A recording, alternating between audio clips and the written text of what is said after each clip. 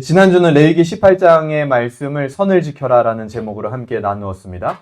윤리적 정결법이 이제 시작이 되었죠. 그 중에서 가장 먼저 윤리적 정결이 다루어져야 되는 부분은 바로 가정이었습니다.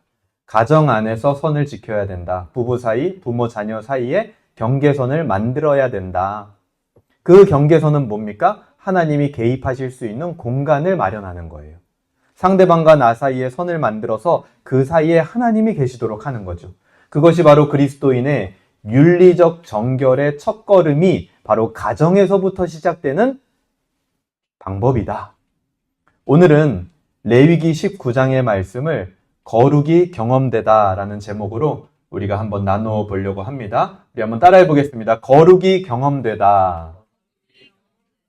기독교 윤리학자, 우리가 지금 윤리적 정결법을 보고 있기 때문에 기독교 윤리학자 중에 유명한 스탠리 하우어스라는 사람이 있습니다. 이 사람이 한 말이 있는데, 성도는 세상을 도덕적으로 통제하려 하지 않는다. 성도는 그저 교회를 교회답게 살도록 부름받는다라고 이야기했습니다. 이 사람이 윤리학자임에도 불구하고 성도가 세상을 도덕적으로 통제하는 게 아니다라는 거예요. 윤리를 공부해보니까, 도덕을 공부해보니까 성도는 절대 도덕과 윤리로 세상을 통제하는 자들이 아니라는 거죠. 성도는 그저 교회를 교회답게 살도록 부름받은 사람들이라는 겁니다. 그러니까 교회답게 사는 거 그것 자체가 윤리를 내포하고 있다는 얘기예요. 오늘날 많은 그리스도인들은 교회 밖의 윤리 문제에 굉장히 많은 목소리들을 냅니다. 그래서 우리가 SNS나 유튜브나 그런 커뮤니티 같은 데서 활동하시는 그리스도인들이 많이 있을 거예요. 아마 여러분들 중에도 나름대로 SNS 혹은 활동하는 그런 커뮤니티 같은 게 있으신지는 모르겠습니다. 그런 것까지 우리가 얘기해 본 적은 없지만. 그런데 정작 그들에게 우리의 삶은 과연 윤리적이고 거룩한가? 라고 질문을 하면 요즘 유행하는 용어로 흐린 눈을 합니다. 요즘 흐린 눈이라 그러더라고요. 보고도 못 본 척, 들어도 못 들은 척 하는 거예요.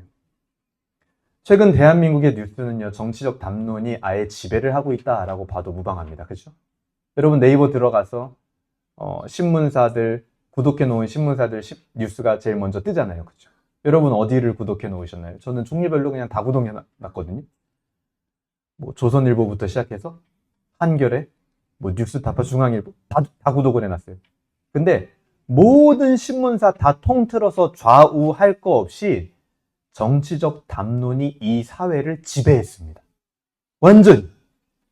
사람이 사는 이야기, 사건, 사고 이거 나오지도 않아요. 오직 정치적 담론이 가득 차 있습니다. 그 가운데에는 많은 기독교인들도 열심히 각자의 목소리를 내고 있습니다. 그런데 하지만 어떤 경우는 올바른 목소리를 내시는 분들도 있지만 어떤 경우는 눈살을 찌푸리게 하는 경우도 있는 것이 사실이죠. 우리는 말씀을 보지만 세상은 우리의 말들을 본다라는 얘기가 있죠. 근데 마치 그 사실을 잊어버린 것처럼 온라인 공간에서 너무나 함부로 말하고 눈살을 찌푸리게 하는 기독교인들이 있는 것도 사실이라는 거예요. 우리가 보는 말씀과 우리의 말 사이에 간극이 클수록 그 간극만큼 하나님의 이름은 세상에서 조롱을 받습니다. 레위기 19장은 이런 사회에서 그리스도인들이 행해야 하는 윤리적 정결에 대해서 이야기를 합니다. 이제 가정을 넘어서 사회로 넘어가는 거예요.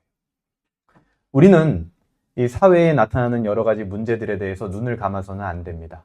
하지만 동시에 그 문제들에 우리가 접근할 때 어떤 방식으로 접근해야 할지 신중해야 됩니다. 왜요? 우리에겐 하나님의 이름이 달려있기 때문입니다. 그래서 하나님의 백성들에게 사회에서도 너희가 윤리적 정결을 지켜라 라고 명령을 하시는 거예요. 사회에서 우리가 지켜야 할 윤리적 정결의 핵심이 무엇인지, 그리고 또 그것을 오늘날 어떻게 적용해야 될지 오늘 이 19장 말씀을 들으면서 여러분들 스스로 한번 생각해보고 답을 찾는 시간이 되시기를 주님의 이름으로 소망합니다. 우리 1절부터 8절까지 오늘 본문에 보게 되면요, 19장 1절부터 8절까지는 그리스도인들이 사회 윤리를 행할 때 그 사회 윤리 정결법의 기초 정신에 대해서 1절부터 8절까지 이야기를 합니다. 1절부터 볼까요? 여호와께서 모세에게 말씀하여 이르시되 하면서 이거 역시 하나님의 말씀이라는 선포로 시작을 하고 있습니다. 사회 윤리적인 부분도 성경에서 안 다루고 있지 않아요. 분명하게 다루고 있고 분명하게 가이드를 제시하고 있습니다. 그냥 너희들이 각자 판단하는 대로 알아서 해라, 적당히 해라, 느낌 오는 대로 해라, 그렇게 하지 않았어요. 하나님의 말씀으로 가이드를 주셨다라는 거죠. 2절 보세요. 너는 이스라엘 자손의 온 회중에게 말하여 이르라. 너희는 거룩하라. 이는 나 여호와 너희 하나님이 거룩함이니라. 이렇게 말해요. 사회에서 행해야 되는 윤리적 정결은 바로 거룩을 위해 주어진 거예요. 거룩이라는 목적을 향해야 된다라고 큰 선을 지금 긋고 있는 겁니다. 그리고 그렇게 살아야 되는 대상이 여기서 누구였습니까? 이스라엘 자손의 온 회중에게. 온 회중이 그리해야 된다라는 거예요. 거룩을 공동체 전체의 소명으로 하나님은 주셨다라는 겁니다. 거룩은요, 특정 사람만 행해야 되는 게 아니에요. 사회적인 윤리를 다룰 때 특정 사람만 윤리적 정결을 지켜가며 말해야 되는 게 아니라 우리 모두가 그렇게 말할 줄 알아야 된다는 거예요. 그런 윤리적 정결을 지켜야 된다는 거예요. 어떤 개인에게 맡겨진 게 아니라는 거죠. 3절입니다. 너희 각 사람은 부모를 경외하고 나의 안식일을 지키라. 나는 너희의 하나님 여호와이니라. 사회에서 지켜야 할 윤리적 정결을 이 본문은요, 십계명을 바탕으로 설명을 하고 있습니다. 오늘이 3절에서 강조하고 싶은 부분은 뭘까요? 부모 경건과 안식일, 그것 자체를 강조하고 싶은 것처럼 보이지 않습니다. 그 뒤에 보면 나는 너희의 하나님 여호와이니라, 여기에 오히려 강조점이 있는 것 같아요. 우리가 사회에서 윤리적 정결을 행해야 되는 이유가 여기에 있는 거예요. 우리의 모든 실천적 행동의 시작은 다름 아닌 하나님 그 자체라는 겁니다. 하나님의 존재와 주권을 인정하기 때문에 그렇게 우리는 살아야 된다는 거예요. 사회에 어떤 이득이 되기 때문에 그렇게 실천해야 된다. 이게 우리의 첫 번째 이유가 아니에요.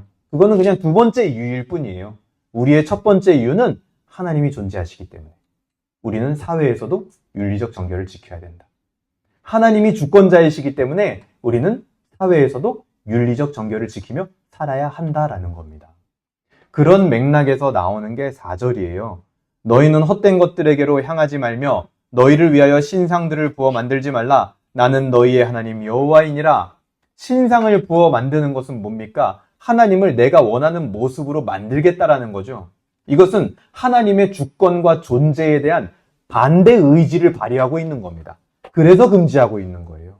그러니까 우리가 사회에서 윤리적 정결을 행해야 되는 이유 첫 번째, 하나님의 존재와 하나님의 주권이 있기 때문에 그것을 인정한다면 우리는 반드시 사회에서 윤리적 정결을 지켜야 돼요. 근데 신상을 부어 만드는 건 뭡니까? 그 반대로 행하는 거예요. 하나님의 주권에 대한 이야기를 지금 하고 있는 겁니다. 존재에 대한 이야기. 5절입니다. 너희는 화목제물을 여호와께 드릴 때 기쁘게 받으시도록 드리고 6절 그 제물은 드리는 날과 이튿날에 먹고 셋째 날까지 남았거든 불사르라 이렇게 얘기합니다. 갑자기 왜 화목제가 생뚱맞게 등장을 할까요? 화목제는요, 제사 중에 가장 사회적인 제사입니다. 왜요? 제물을 사람들과 나눠 먹는 유일한 제사거든요. 거기서 사회 활동이 일어나거든요. 그런데 그 화목제의 고기를 먹을 때 이튿날까지는 먹어도 괜찮대요. 그런데 셋째 날이 지난 고기는 불태우는 것이 규례였습니다. 고기가 셋째 날까지 남아있는 것은요, 굉장히 특이한 케이스였어요. 보통은 손님들을 초대해서 다 먹어지는 게 정상입니다, 화목제 제물을. 그런데 셋째 날까지도 고기가 남았다라는 것은 뭘 의미하는 거냐면 일부러 주인이요, 전부 다 내놓지 않은 경우에 그럴 수 있는 거예요. 뒷다리살은 잘라가지고 창고에 따로 보관한 겁니다. 왜요? 그거 말려가지고 가족들하고 먹으려는 마음이 있었을 수 있겠죠. 따로 고기를 빼놓은 겁니다. 화목제에서는 이것을 일종의 탐욕의 죄로 봅니다. 그리고 그것이 화목제의 정신을 깨트리는 것으로 읽습니다. 그로 인해 화목제의 효력마저도 취소되게 만들 수 있는 죄였다라는 거예요. 그러니 그렇게 하지 말고 이웃들과 규례대로 반드시 전부 다 나누어 먹어라 라고 말하고 있는 겁니다. 그것을 하나님은 기쁘게 받으신다라고 본문은 이야기하고 있는 거예요. 아무리 좋은 의도였다라고 해도 가족들하고 나눠 먹어야지, 그런 좋은 의도였다라고 해도 규례대로 하지 않으면 하나님께 기쁘게 받으심이 되지 못한다라는 거예요. 이게 하나님 백성의 윤리적 정결의 기본입니다. 아무리 내가 좋은 의도를 가지고 있어도 하나님 말씀의 방식대로 하지 않으면 안 된다라는 겁니다. 이 시대는요, 사회의 다수가 요구하는 바에 따라 윤리가 형성됩니다. 그렇죠? 그래서 윤리의 기준이 바뀌어요, 시대마다. 옛날에는 이게 비윤리적인 일이었는데 지금 시대에는 윤리적인 일이 된 것도 있다니까요, 지금 보면. 사회의 다수가 요구하는 바에 따라 윤리가 형성이 됩니다. 하지만 하나님 백성의 윤리는 어때요?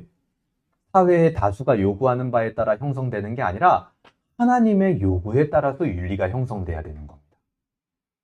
이런 하나님 중심으로 형성된 윤리를 바로 윤리적 정결이다, 이렇게 말할 수 있는 거예요. 그리고 9절부터 18절까지는 구체적인 이 윤리적 정결의 실천 사항들을 쭉 정리해 놨습니다. 근데 우리가 이 지금 윤리적 정결법이 주어지고 있는 구약의 시대와 오늘날 우리 시대가 같은가요? 분명히 달라요. 여기서는 지금 윤리적 정결의 실천 사항으로 반 모퉁이까지 다 추수하지 말아라 이랬단 말이에요. 우리가 추수할 일이 있나요? 텃밭 하시나요? 텃밭도 안 합니다, 심지어. 농사도 안 지어요, 그렇죠? 시골에 있는 우리 부모님들 중에는 지은 분이 있을 수도 있겠습니다. 하지만 우리는 그렇지 않아요. 분명히 시대와 문화가 다르다라는 거예요. 그래서 여기에 나와 있는 실천 사항들을 보면서 우리는 그 원리를 발견해내야 되는 거예요. 그리고 나서 그 원리를 우리 시대에 적용하는 게 굉장히 중요하다라는 겁니다. 그래서 그 원리를 한번 발견해 볼 건데요.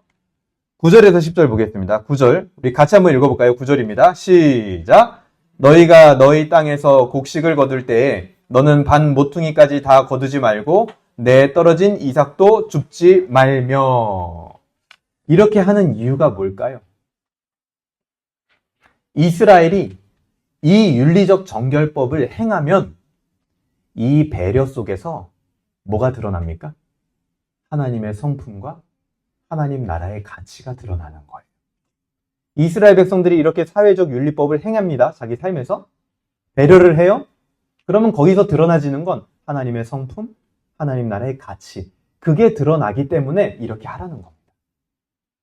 반 모퉁이를 남겨놓는 그 자체가 목적이 아니라 거기서 드러나는 하나님의 성품과 하나님 나라의 가치가 중요한 거라는 거예요. 반 모퉁이는 남겨놓긴 했는데 종들을 학대하고 아무도 나그네들이 그거 가져가지 못하도록 한다면 그건 잘못된 거죠. 반 모퉁이만 남겨놨으니까 난 된 거다? 아니에요. 그것을 통해서 하나님의 성품과 하나님 나라의 가치가 드러나도록 하는 것이 그리스도인들이 행해야 될 사회적 윤리의 목적이라는 거예요. 우리가 그리스도인으로서 어떤 사회적인 활동을 할 때요, 사회적인 아젠다를 다루는 방식에서 하나님의 성품과 하나님 나라의 가치가 드러나게 하라는 겁니다. 어떤 아젠다를 다루느냐 그거보다도 그 아젠다를 다루는 방식이 어떤 면에서는 더 중요한 거예요. 11절 보세요. 계속 그런 뉘앙스입니다. 너희는 도둑질하지 말며 속이지 말며 서로 거짓말하지 말며 너희는 내 이름으로 거짓 맹세함으로 내 하나님의 이름을 욕되게 하지 말라, 이렇게 말해요. 여기서 말하는 도둑질과 거짓말은 뭡니까? 공동체의 신뢰관계와 깊은 관련이 있는 겁니다. 이웃을 향하여 신뢰를 깨는 것을 지금 금하고 있는 거예요. 특히 거짓말은 어떻습니까? 서로의 신뢰를 쉽게 무너뜨리죠. 내 이름으로 거짓 맹세하지 말라라는 것이 무슨 의미입니까? 하나님의 이름이 가져오는 신뢰감이 있단 말이에요. 아, 저 사람 교회 다니는 사람이야. 저 사람 하나님 믿는 사람이야. 그게 가져오는 신뢰감이 있어요. 그런데 그 이름을 달고서 거짓을 행치 말라는 겁니다. 공동체의 신뢰를 깨지 말라는 거예요. 하나님의 이름이 가져오는 신뢰감을 거짓에 이용하는 것은 하나님을 도구 삼는 행위라는 거예요. 신상을 조각하여 하나님을 이용하겠다라는 것과 같은 겁니다. 하나님의 주권을 거스르는 행위인 거예요. 여러분, 하나하나를 잘 들어두세요. 이따가 오늘날 우리 사회와 연결시킬 때 이게 기가 막히게 딱 하나하나 맞아 떨어집니다. 하나님의 백성이 사회에서 살아가는 방식에 거짓이 들어있다면 여러분, 그런 방식으로는 사회의 윤리적 정결을 나타낼 수 없습니다. 하나님의 성품과 하나님 나라의 가치를 드러낼 수 없어요. 곧 선교와 전도를 할 수 없게 된다는 겁니다. 13절 보세요. 너는 내 이웃을 억압하지 말며 착취하지 말며 품꾼의 삭슬 아침까지 밤새도록 내게 두지 말며 너는 귀먹은 자를 저주하지 말며 맹인 앞에 장애물을 놓지 말라 이렇게 명령합니다. 우리가 윤리적 정결을 지켜야 될 대상에 대해서 지금 말하고 있는 거죠. 노동자, 품꾼, 내가 돈 주고 고용한 그 사람도 우리가 하나님의 백성이 윤리적 정결을 지켜야 될 이웃이라는 거예요. 14절에는 뭐라 그래요? 장애인도 우리가 윤리적 정결을 행해야 될 이웃의 범주에 다 포함시켜야 된다는 겁니다. 주로 우리가 낮잡아 볼 만한 사람들에게 하나님은요, 특히나 윤리적 정결을 나타내야 된다 강조하고 있는 거예요. 어떤 대상이든 안 들린다고 함부로 저주하고 안 보인다고 태클 걸고 그런 방식으로는 그리스도인으로서 윤리적 정결을 이 사회에서 드러내며 살 수 없다라는 겁니다. 그렇게 하지 말라는 거예요. 15절도 보세요. 너희는 재판할 때 불의를 행하지 말며 가난한 자의 편을 들지 말며 세력 있는 자라고 두둔하지 말고 공의로 사람을 재판할지며. 재판의 영역을 다루고 있는 것처럼 보이죠. 근데 핵심은 뭡니까? 공의라는 하나님의 성품을 드러내라는 거예요. 하나님의 성품을 계속 드러내라는 거예요. 하나님 나라의 가치를 드러내라는 거예요. 윤리적 정결을 행할 때. 가난한 자라고 해서 편파적으로 한다든지 부자라고 해서 아첨성으로 한다든지 그렇게 자신의 감정을 드러내는 것이 아니라 하나님의 성품을 드러내는 것이 윤리적 정결의 기본인 겁니다. 계속 그 방향을 향해야 되는 거예요. 우리가 사회에서 윤리적으로 행한다라고 할 때는 그 방향이 맞춰져 있어야 된다는 겁니다. 그런 면에서 16절도 동일하죠. 너는 내 백성 중에 돌아다니며 사람을 비방하지 말며 내 이웃의 피를 흘려 이익을 도모하지 말라. 비방하는 것은 하나님의 성품을 드러내는 것이 아니라 자신의 감정을 드러내기 딱 좋은 방식입니다. 여러분 비방해 보세요. 반드시 자신의 감정이 드러나게 돼 있습니다. 하나님의 성품은 그곳에 드러나지 않아요. 절대로. 오늘날도요, 많은 경우 하나님 나라의 가치를 지킨다고 이야기를 하면서 비방과 조롱을 수시로 행하고 안 보인다고 다른 사람들을 저주하는 그런 사람들이 있습니다. 그러니 세상이 그것을 볼 때 정의를 실천하는 것처럼 안 보인다는 거예요. 그 사람들의 구호는 정의를 행해야 됩니다. 정의로운 하나님의 나라를 만들어야 됩니다. 이렇게 얘기하고 있을지라도 세상 사람들이 볼 때는 그 모습 자체가 지금 정의를 행하는 것처럼 안 보여요. 그냥 개인적인 복수와 원한을 풀고 있는 것처럼 보일 때가 더 많다라는 거예요. 그리고 하나님의 성품은 가려져 버리는 겁니다. 그때 윤리적 정결은 사라지고 하나님은 어떻게 됩니까? 조롱받아요. 심지어 17절은 뭐라고 합니까? 너는 내 형제를 마음으로도 미워하지 말라고 얘기를 합니다. 하물며 미워하는 것을 마음에 품을 뿐만 아니라 옳지 못한 방식으로 드러내는 것이 과연 하나님의 백성인가? 우리 안에 각성이 있어야 된다는 거죠. 아니 저는 우리라고 말하기보다는 모르겠어요. 오늘 말씀이 여러분 개개인에게는 그렇게 와닿지 않을 수도 있어요. 왜냐하면 여러분 중에는 그렇게 밖에서 안 하는 분들이 더 많을 거라고 저는 믿습니다. 근데 하지만 이것은 분명한 건 한국 기독교와 교회의 현실이에요. 그렇게 옳지 못하는 방식으로 무언가를 드러내는 것이 하나님 백성의 방식인가 우리는 생각해 봐야 된다는 거죠. 나는 안 그러니까 이건 나하고 상관없는 일이야? 전혀 그렇지 않아요. 우리의 다음 세대가 만날 일이고 내 옆에 있는 신앙의 동료들이 만나고 있는 일입니다. 우리는 이 세상 사회에서 만나는 모든 아젠다에 대해서 이야기할 수 있습니다. 얼마든지. 하지만 아까 말씀드렸죠? 아젠다를 다루는 방식이 문제인 거예요. 이런 얘기를 굳이 왜 할까요? 선생님, 뭐 우리랑 별로 상관도 없는 얘기 같은데 우리는 그렇게 막 살지 않는 것 같은데 이런 얘기를 왜 합니까? 우리 모두는 말씀 앞에서 견책되어야 합니다. 오늘 본문이 뭐라고 말합니까? 17절 보세요. 너는 내 형제를 마음으로 미워하지 말며 내 이웃을 반드시 견책하라. 그러면 내가 그에 대하여 죄를 담당하지 아니하리라. 이웃뿐만 아니라 우리도 다 말씀 앞에서 한번 점검돼야 된다는 거예요. 견책되어져야 된다는 거죠. 그래야 어떻게 됩니까? 공동체가 살아요. 그래야 기독교가 살고 그래야 교회가 사는 겁니다, 여러분. 18절. 오늘 본문의 핵심이죠. 원수를 갚지 말며 동포를 원망하지 말며 내 이웃 사랑이를 내 자신과 같이 사랑하라. 나는 여호와이니라. 여러분 여기서 사랑이 뭡니까? 여기서 사랑은요 뚱구름 잡는 게 아니에요. 잘못된 앞에 나와 있던 그런 방식들을 버리는 겁니다. 그리고 적극적인 선행으로 실현되는 의지적 행위를 말하는 거예요. 많은 경우 이런 적극적인 이웃 사랑이 안 되는 이유가 무엇입니까? 내가 받은 은혜와 사랑을 잊었기 때문이에요. 자기 자신을 사랑하지 못하는 상태가 되었기 때문입니다. 내 자신과 같이 이웃을 사랑해라 했는데 내 자신도 사랑하지 않고 있어요. 내 자신이 얼마나 사랑받는 존재인지를 아예 모르고 있어요. 그러니까 이웃도 당연히 사랑할 수가 없죠. 그렇기 때문에 내가 얼마나 사랑받은 존재인지 그것을 기억해낼 때, 그 감격이 있을 때 우리는 잘못된 방식을 버리고 이웃을 비로소 사랑할 수 있게 된다. 여러분, 모든 영역, 모든 사람이 우리의 윤리적 정결의 실천 대상입니다. 핵심은 하나님의 성품을 드러내는 거예요. 하나님 나라의 가치를 드러내는 겁니다. 하나님의 성품을 드러내는 것의 반대 가치는 무엇입니까? 내 감정과 내 성품을 드러내는 거죠. 우리는 많은 경우 하나님 나라를 위한다라고 얘기를 하지만 방식은 반대 가치를 따르는 경우들이 많다라는 것을 여러분들도 알고 있을 겁니다. 우리도 종종 그럴 때가 있죠. 그게 언제 나타나요? 내가 받은 것을 잊을 때, 자기가 사랑받은 것을 잊을 때 그런 겁니다. 그래서 오늘 19절에 이렇게 말하는 거예요.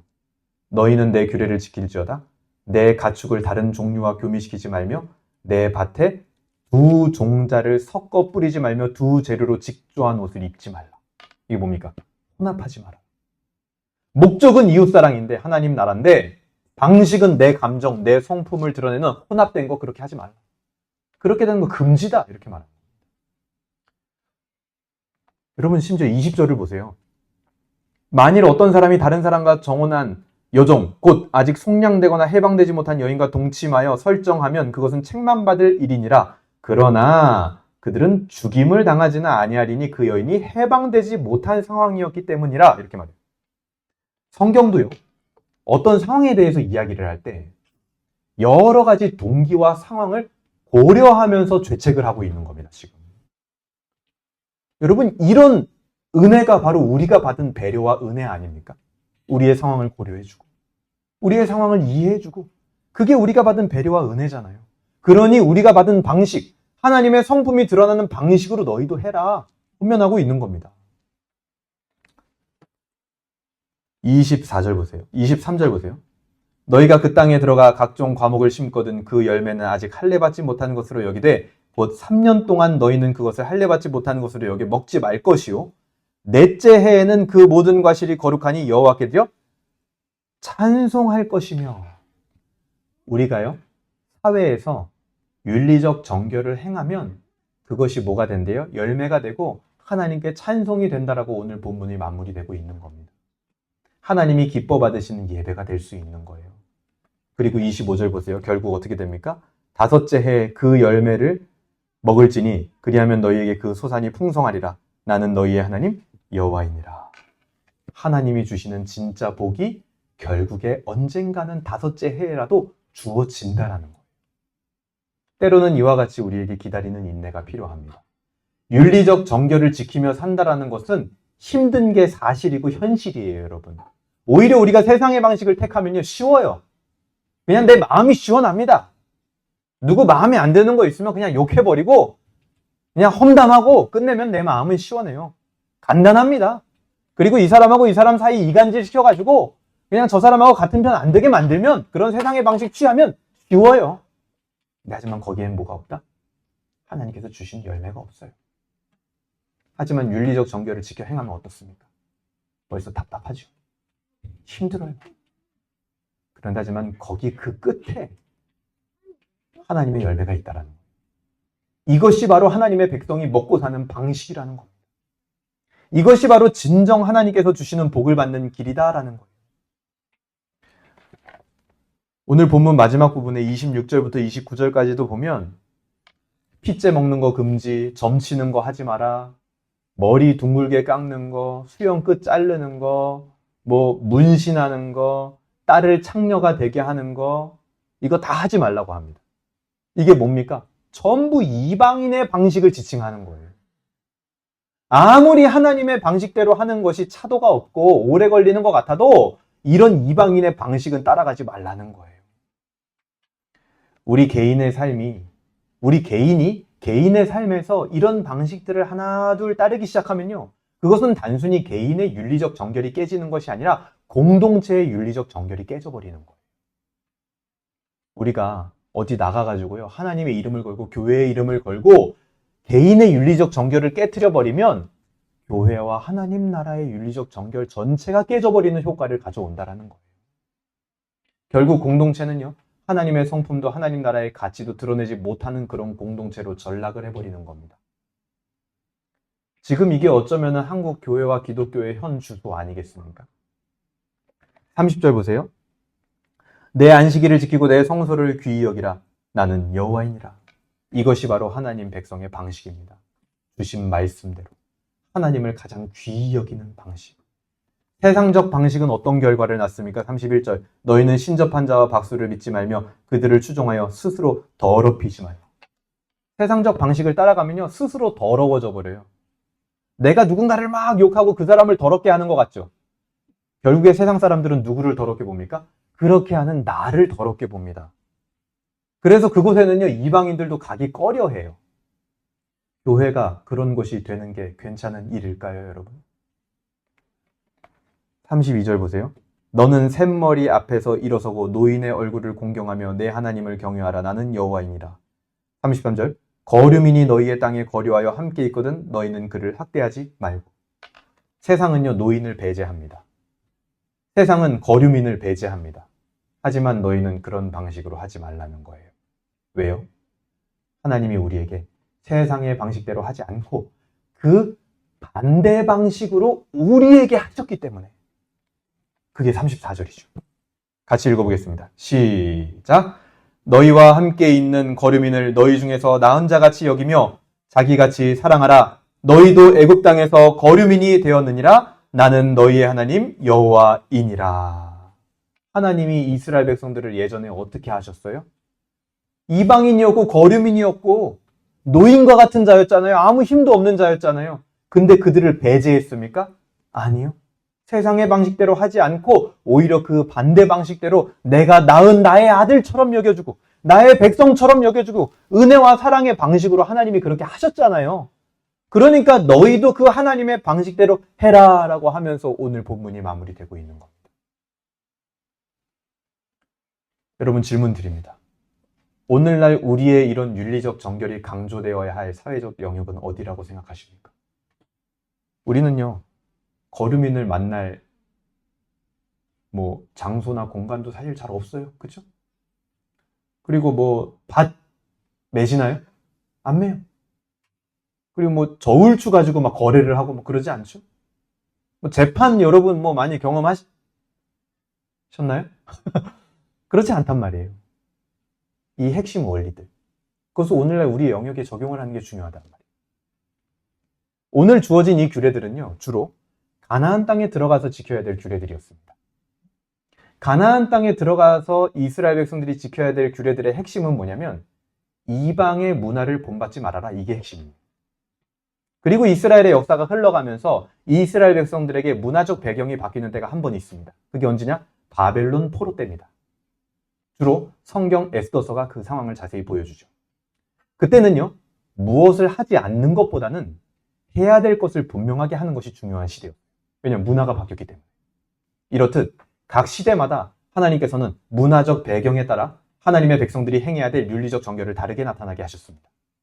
가나안 땅에서는요. 이방인들을 내쫓는 게 하나님의 거룩의 표현이었어요. 근데 하지만 바벨론에서는 이방 왕 옆에서 술 맡은 관원장이 되어서 술을 따를 수도 있는 게 하나님의 백성이었습니다. 그렇죠? 느헤미야가 뭐였어요? 직업이? 술 맡은 관원장이었어요. 에스더는 뭐였습니까? 이방 왕의 여인이었습니다. 그렇죠? 이방 왕하고 결혼도 할 수 있는 거예요. 그게 바벨론 안에 있는 이스라엘 백성들에게 하나님이 요구한 윤리적 정결인 거예요. 문화에 따라서 다르게 요구하시는 거예요. 근데 이걸 모르잖아요? 그러면 가나안에서 바벨론처럼 하려고 해요. 그럼 사고가 생기죠. 이걸 모르면 바벨론에서 가나안처럼 하려고 그래요. 그럼 어떻게 됩니까? 이스라엘 백성들, 유대인들 다 죽는 거예요. 에스더가요. 제가 어찌 감히 이방 사람과 결혼을 하겠습니까? 저는 그렇게 못합니다. 그럼 유대인들은 어떻게 돼요? 죽는 거예요. 문화를 읽어내지 못하는 그것이 우리의 생존, 교회의 생존과 직결될 수도 있다는 겁니다. 중요한 것은 그 핵심, 그 중심이 무엇인지를 포착하고 문화에 따라서 다르게 나타나게 하는 실력. 그게 바로 그리스도인들의 영성이 되어야 되지 않겠습니까? 이런 윤리적 정결은 신약에 와서 훨씬 더 높은 수준으로 완성이 됩니다. 우리 마음속 가장 깊은 은밀한 지점까지 윤리적 정결은 요구가 되는 거예요. 여러분, 우리가 평소에 가장 자주, 가장 오래, 그리고 가장 쉽게 사회적 아젠다를 접하는 곳은 어디입니까? 바로 디지털 세계예요. 여러분이 누구 기자 만나서 정보를 얻나요? 아니면 정치인 불러가지고 의견을 물어요? 전화번호 몇 개 가지고 계신가요? 저는 핸드폰에 온갖 방송국 사회부 기자 전화번호가 다 있습니다. 코로나 때 다 받았죠. 우리는요, 사회적 아젠다를 가장 쉽게 디지털 세계에서 접합니다. 그곳은요, 비대면의 세상이에요. 그래서 그런지 사람들은요, 세상적 윤리 의식마저도 그곳에서는 잃어버립니다. 수많은 사회적 이슈가 되었던 커뮤니티들을 보세요. 그 안에서 윤리적 기준이란 찾아보기 힘듭니다. 온갖 입에 담기도 힘든 욕설과 부정한 말들이 가득한 곳입니다. 우리는 이 디지털 세계라는 사회에서도 윤리적 정결을 간직할 수 있는 사람들이어야 하는 거예요. 왜요? 우리가 이제는 디지털 세계를 벗어나서 사는 게 불가능한 시대가 됐어요. 여러분, 나만 유튜브 안 하겠다? 나만 카톡 안 하겠다? 나만 SNS 안 하겠다? 그냥 그건 뭐냐? 도태되겠다라는 말하고 똑같은 거예요. 안 할 수 없어요, 절대. 시대가 그랬습니다. 그렇게 됐습니다. 문화가 그렇게 바뀌었어요. 그러니까 바벨론으로 들어갔어요, 어쩔 수 없이. 의도했든 의도하지 않았든. 그러면 그 바벨론의 문화에 맞춰서 우리가 바뀌어야 되는 거예요. 하나님의 요구에 따라서. 여러분 어떻습니까? 그 디지털 세계에서 혹시 나는 세상과 같은 방식으로 아젠다를 다루고 거짓에 동참하며 비방과 조롱에 동참하고 있지는 않습니까? 그리고 그것의 전달자가 되고 있지는 않습니까? 그리스도인들이 디지털 세계, 커뮤니티 세계 안에서 관심 갖는 아젠다, 그것을 다루지 말아야 된다는 소리가 아닙니다. 그리고 그 주장이 어떤 것이든 진리 안에서 존중합니다. 다만 그것을 다루는 방식이 하나님의 성품과 하나님의 나라를 드러내고 있는가? 사람들은 내가 게시하는 글과 릴스와 좋아요를 누르는 포스팅을 보고 하나님 나라의 가치와 하나님의 은혜와 사랑을, 성품을 경험할 수 있는가? 우린 이걸 생각해야 된다는 거예요. 그곳에서 내 감정, 내 분노, 그리고 심지어 거짓을 퍼나르고 있다면 나는 이미 그리스도인이 사회에서 행해야 할 윤리적 정결의 균형이 깨진 겁니다. 물론 우리 중에는 아까 말씀드린 것처럼 디지털 문명과 떨어져 계시는 분도 계실 거예요. 우리 중에 한 분 대표적으로 계시죠. 새벽에 카톡하면 다음날 새벽에 답장 오시는 분이 있거든요. 근데 하지만 윤리적 정결은 아까 말씀드린 것처럼 모든 영역, 모든 대상, 모든 이슈를 포함하는 겁니다. 우리가 만나지 않았더라도 우리 다음 세대는 언젠가 그 이슈를 만날 겁니다. 그렇기 때문에 그것을 분별하는 것은 거룩한 공동체의 의무예요. 윤리적 정결이 깨졌을 때 나타나는 형벌이 오늘 하나 소개가 됐습니다. 8절이에요. 그 형벌이 깨지면 어떻게 되냐면요. 8절 보세요. 그것을 먹는 자는 여호와의 성물을 더럽힘으로 말미암아 윤리적 정결이 깨졌습니다. 어떻게 해요? 죄를 담당하리니 그가 그의 백성 중에서 끊어지리라. 이 끊어짐, 커팅 오프라고 되어 있습니다. 잘라내지는 거예요. 이건 죽음과도 같은 형벌입니다. 어떤 면에서는 너무 가혹한 것 같지만 그만큼 이때나 지금이나 사회에서 믿는 자들의 윤리적 정결이 지켜지는 것은 매우 무겁고 중요한 사안이었다는 거예요. 윤리적 정결이 무너진 디지털 세계. 하나님의 성품도 하나님 나라의 가치도 보이지 않는 그곳에서 대부분의 사람들은 정보를 주고받습니다. 그런 세상의 흐름 속에서 우리는 어떻게 살아야 하겠습니까? 여러분, 허수아비 공격의 오류라는 말을 들어보신 적이 있습니까? 이것은요, 상대방이 한 말 전체와 상관없는 일부를 인용해서 그 사람을 오해하게 만드는 기술입니다. 그 일부를 통해서 허상을 만들어낸 그것을 허수아비라고 부르는 거예요. 그리고 다른 사람들로 하여금 그 허수아비를 공격하게 합니다. 그 사람의 말을 인용하고 매도해서. 근데 하지만 그 허수아비를 아무리 공격해도 상대방의 실체가 바뀌는 건 아니거든요. 왜요? 그게 그 사람이 전하고자 했던 말이나 의도와 관계가 없기 때문이에요. 그런데도 불구하고 왜 사람들은 이 허수아비를 계속해서 만들고 그것을 공격하는 방식이 나타날까요? 편을 가르는 겁니다. 그것을 공격하면서 그것이 실체가 아니어도 공격하면서 느끼는 동질감이 있거든요. 거기서 내 정체성이 찾아지거든요. 무리에 섞여서 옳은 일을 하고 있다는 생각에 취합니다. 생각이 마비가 돼요. 영혼이 마비가 되는 거예요. 이런 집단에서 나타나는 현상이 뭡니까? 악플을 나는 거예요. 비방을 하는 겁니다. 조롱을 하는 거예요. 아까 금지된 모든 것들이 여기서 나타나는 거예요. 자기 감정이 드러나는 거예요. 왜요? 이들은 대화와 타협이 목적이 아니거든요. 이걸 신앙적 표현으로 바꿔서 얘기해 볼까요? 이들은요, 전도와 선교가 목적이 아닙니다. 복음 전하는 게 목적이 아니에요, 지금. 내 주장을 관철하고 내 편을 하나로 묶는 것에만 관심이 있는 겁니다. 심지어 이런 무리에 크리스천들이 끼어 있다라는 거예요.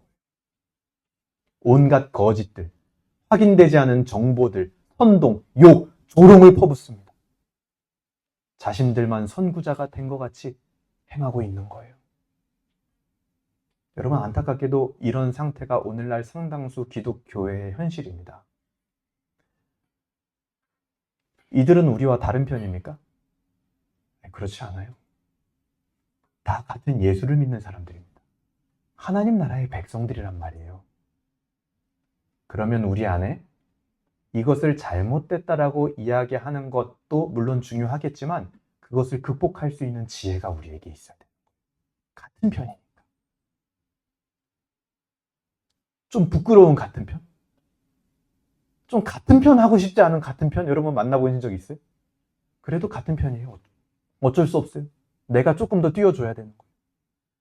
여러분, 이런 비대면 디지털 세계의 윤리 문제들은 무엇으로 극복될 수 있을까요? 비대면 윤리의 문제는 대면의 은혜로 극복됩니다. 이런 거예요. 온라인에서 막 쌍스러운 욕을 하던 학생들이요. 현실에서 경찰을 대면하면 어떻게 됩니까? 반성문을 씁니다. 갑자기 겸손해져요. 반성을 합니다. 벌금이 몇백만 원 막 갑자기 때려지면은 겸손해져요. 봐달라고 부탁합니다. 실수였다라고 합니다. 온라인에서의 문제, 비대면의 문제가 대면하니까 해결되네. 디지털 세계에서 윤리적 정결이 무너진 세대에게 가장 필요한 것은 바로 복음이 주님을 대면하는 은혜입니다.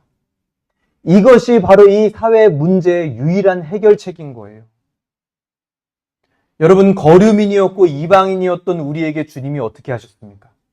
맹인이었고 못 듣는 자였던 우리에게 주님이 어떻게 하셨냐고. 험담하고 조롱하고 주님이요, 막 우리를 험담하고 막 우리를 조롱하고 저거 봐, 저 웃긴 놈들. 주님 인스타에 막 올리고 페북에다가 내가 했던 말 막 일부 인용해가지고 막 이 말도 안 되는 소리 하고 있네 하면서 막 나를 우스갯거리 삼고. 주님이 그러셨나요? 주님이 막 그렇게 게시물 올리니까 성령께서는 그것을 리포스트 하는 거예요. 그래서 거기에 막 좋아요를 눌러요. 주님이 그러셨어요? 아니요. 주님은 은혜로 우리의 허물을 다 가려주셨습니다. 그리고 우리의 죄짐을 대신 져주셨어요. 주님의 육신이 부서져 가면서도 하나님의 나라의 가치를 지키셨습니다. 하나님의 성품을 주님의 육신이 우리 때문에 찢겨져 가며 드러내셨어요. 이 은혜의 대면이 절실하게 필요한 시대가 바로 지금의 시대입니다. 비대면 세상에 우리는 그곳에서 헤매고 있는 자들에게 이 대면의 은혜를 던져야 되는 거예요.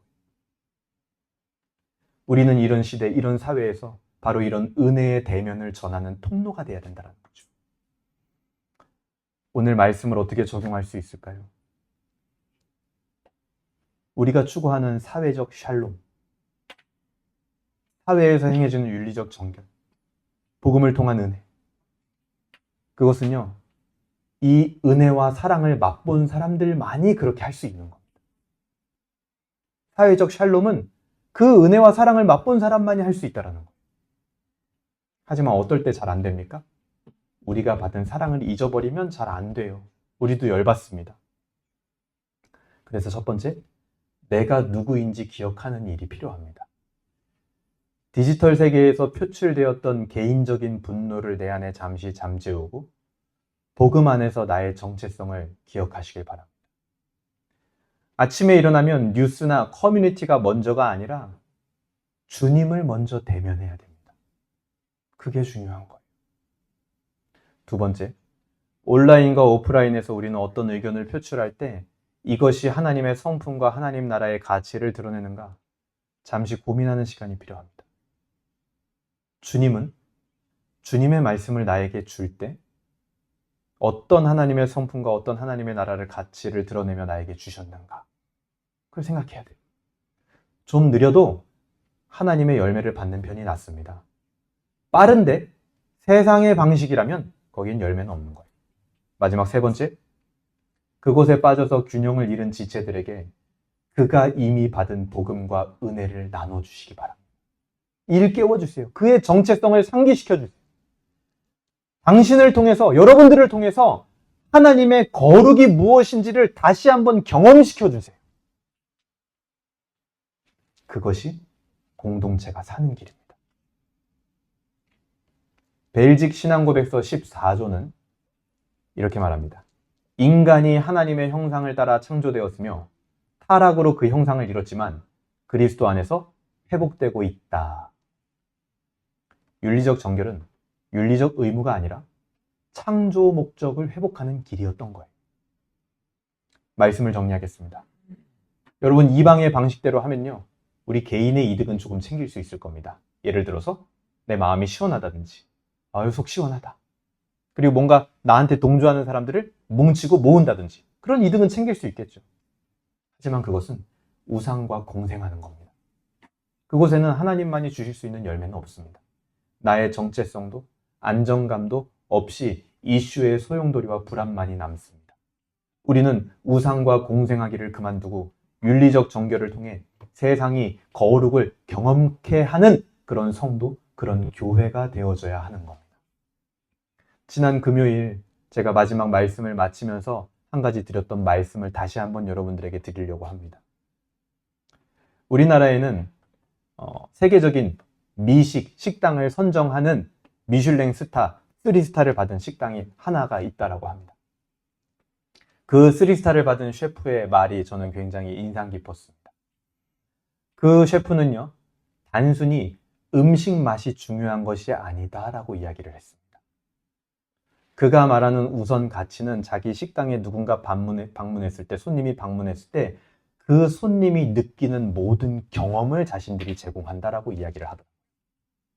식당에 들어오면서부터 보이는 바닥, 벽, 천장, 창문, 조명, 향기, 서빙, 식기, 물, 컵, 의자, 테이블까지 이 모든 것이 음식을 먹는 동안 겪는 특별한 경험이 되게 하고 싶대요. 자신들은 식당에서 단순히 맛있는 음식을 파는 게 아니라 그 경험을 파는 것이다라는 마인드를 가지고 있더라고요. 단순히 맛있는 음식만 판다? 그러면 그 고가의 가격을 받을 수가 없겠죠. 근데 그들은 경험을 팔고 있는 거예요. 그렇기 때문에 전 세계에서 이 식당이 있기 때문에 이 나라에 방문할 가치가 있습니다라는 별 3개를 주는 거예요. 저는 교회는 이와 같이 어떤 면에서 사람들에게 경험을 선사하는 곳이라고 생각이 되어집니다. 단순히 하나님의 말씀을 말로만 이야기하는 것이 아니라는 거예요. 그 말씀이 실제로 이루어지는 과정, 윤리적 정결이 행해지는 과정, 모든 것이 교회를 통해서 거룩을 경험하는 것이에요. 이런 경험이 사람들로 하여금 교회를 잊지 못하게 합니다. 우리의 신앙도 사실 그렇게 형성되어져 오지 않았나요? 하나님께서 우리에게 베풀어 주신 은혜와 하나님 나라의 가치들을 가장 정성스럽게 우리 인생에 나타나도록 하셨잖아요. 가장 알맞은 타이밍. 우리 인생 자체가 그야말로 미슐랭 스타 식당이 되게 하셨잖아요, 하나님이. 그러니 우리도 온라인에서 오프라인에서 하나님의 성품과 하나님의 나라의 가치를 우리도 전할 수 있는 거예요. 내가 이미 받은 것들로 다시 누군가에게 거룩을 경험하게 해줄 수 있다는 거죠. 내 걸로 하라는 거 아니에요. 내가 받은 걸로 그에게 거룩을 경험시켜 주라는 겁니다. 이번 한 주 우리 모두가 그런 소중한 윤리적 정결을 각자의 사회에서 이뤄나가는 한 주가 되기를 주님의 이름으로 소망합니다.